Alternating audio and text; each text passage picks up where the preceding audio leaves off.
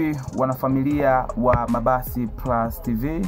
Novemba 14 imekuwa ni siku ambayo ni yenye simanzi katika kampuni ya Alizee Star. Fahamika kwa jina la Hashim amefariki dunia siku ya jana, na tumepata taarifa kupitia katika grupu la WhatsApp la kampuni ya Alizee Star. Kwenye line tuko na msemaji wa kampuni ya Alizee Star. Hello, kwenye line kiongozi.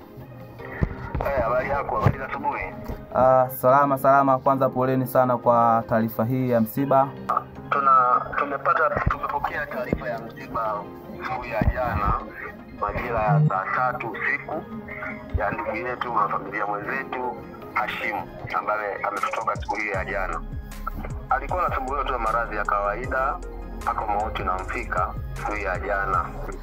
Pengine kwa kifupi sasa, ratiba za mazishi na ratiba za msiba pia katika familia upoje? Ratiba ya msiba ya mazishi itafanyika siku hii ya leo majira ya saa 7 mchana maeneo ya Nzega mjini, na tungependa tu kuwaomba wanafamilia waliopo maeneo jirani kuweza kujumuika pamoja kuweza kumstiri ndugu yetu, kijana mwenzetu, wanafamilia mwenzetu Hashimu katika makazi yake ya milele.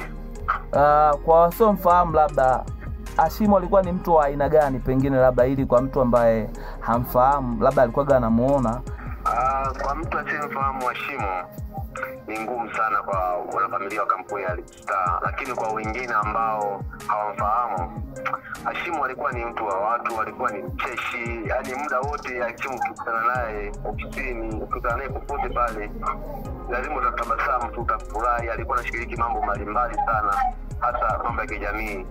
Na Hashimu alikuwa ni mtu ambaye yani muda wote yeye ni mtu wa furaha, muda wote ni mtu wa kufanya kazi. Yani si ni mweleze vipi, kuna nini kumuelezea, lakini kwa hili bwana sina la kusema bwana, kwa sababu ni kazi ya Mwenyezi Mungu. Sawa, kweli najua ni maumivu. Mimi napenda tu kuwashukuru wanafamilia, pia nakushukuru sana Mabasi Plus kwa kutukumbuka, na wadau wote kwa ujumla.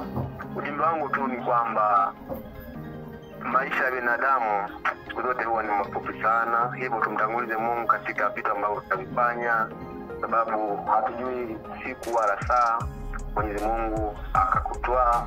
Na katika dunia hii basi tujifunze kuishi na watu, kuwapenda watu.